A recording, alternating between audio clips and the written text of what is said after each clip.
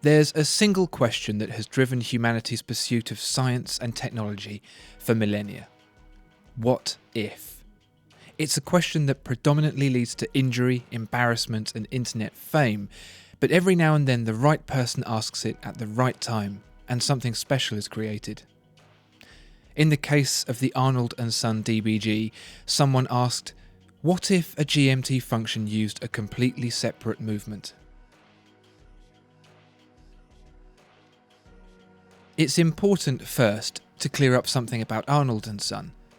This brand is not connected to the famed English watchmaker John Arnold by anything other than name. Arnold and Son is owned by Citizen, the same company that owns Graham, which itself has no connection to the British watchmaker George Graham by anything other than name. This all sounds rather off-putting, but don't worry. Citizen has given Arnold and Son the creative freedom and budget to do pretty much whatever it likes. John Arnold, born in 1736, was an innovator, a perfectionist, and a master of his craft, building watches for royalty that had never before been seen. He held the patents for the detent escapement, bimetallic balance, and helical balance spring. His chronometers were used by Captain Cook on his South Sea voyages. He was a clever man. So, think of the Arnold and Son of today as the spiritual successor to John Arnold, rather than any kind of direct lineage. It's a company that honours that original essence of innovation by pushing watchmaking to its limits, driven by that question, what if? And in case you still need some convincing, some examples of questions already answered by Arnold and Son include, what if we combined a central deadbeat second hand with a smooth central chronograph hand? And what if we shrank a tourbillon movement to a thickness less than 3mm? And a personal favourite, what if we used a second mainspring to torque fill the first to provide constant force? All this has come from nothing since 2012, and that's lightning fast by Swiss watchmaking standards. How has this been achieved? It seems impossible. Well, it just so happens that Citizen also owns a high-end Swiss movement manufacturer called La Joux-Perret, which gives the designers at Arnold and Son carte blanche to pursue whatever zany ideas they can think of. Usually, brands have to outsource high-end movements to third parties like Renaud & Papy or Eisenhower. You'd be surprised how many do, and that takes time and money. But Arnold and Son has that capability right at its fingertips, ready to answer whatever what if question comes next. So here we are, answering the question, what if a GMT function used a completely separate movement? It's a pretty simple idea really, and overcomes the age-old problem of only being able to adjust GMT mechanisms in hour intervals.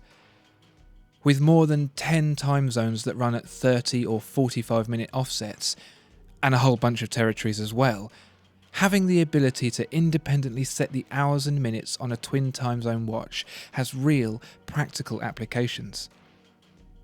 We've seen something similar in the Jaeger-LeCoultre duometered unique travel time before, but in that case both time zones share a single balance, which adds its own set of complications. Arnold and Son's solution is as complex as linking the two mainsprings on the winding side, and that's it. The downside is this swells the case to 44mm, 2 more than the Jaeger-LeCoultre, but it's pretty thin at around 8mm, so it hides its size well. Turn the watch over and you can follow the power from both sources, down through the gear train, to the escape wheels, flip the watch over and into the balances. It's all very symmetrical and pleasing to look at, capped with a dual 24-hour display while a shared second hand sweeps from the centre. The simplicity of the concept is mirrored by the simplicity of the operation, with the right hand crown winding both mainsprings and each crown setting the time left and right independently.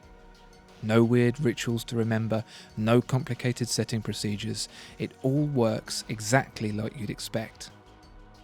A well-balanced design is inevitable with a watch like this. However, Arnold and Son has taken extra steps to provide balance in the third dimension as well, setting the twin balances down a layer and raising the time displays up. There's lots of texture and depth and contrast, making the clean design feel more interesting without cluttering it. The design language is similar to other Arnold and Son watches, which gives the brand a signature look without resorting to unnecessary flamboyance. Impressive for a company that's been in operation for such a short time. Look a little closer, however, and the quality of the finish, while good, doesn't stand up to the likes of bigger brands like Arnold and Son or Patek Philippe, but at this price point is to be expected. With the development of a simple, time-only movement registering somewhere around the £1 million mark, for Arnold and Son to make the DBG and sell it in the minuscule numbers it does, while still maintaining a profit, means that something just has to give. And that's the final level of finishing perfection. Look at it this way. If you bought a watch made at one of those third-party high-end facilities like Renault et Papy or Agenhor, complete with world-class finishing, you'd be paying 10 times the price. That doesn't mean the build quality of the DBG is down. Not at all.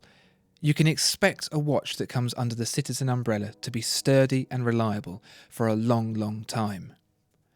Having the might of a Japanese giant behind a Swiss boutique novelty brand is a pleasant reassurance and is reflected in the solid construction of the DBG. It's hard not to like the DBG, it really is. It's kind of a silly watch, and it'll never sell in place of a more mainstream brand. But for those lucky few who've done all that, worn those t-shirts, it offers a pleasing change of pace and a bit of fun. Regardless of heritage and brand names, Arnold and Son has rejuvenated an industry that has perhaps stagnated a little of late, and carries with it a resolve usually found in far more mature brands. All because Citizen, a Japanese manufacturer of cheap, reliable quartz watches, one day wondered to itself, what if?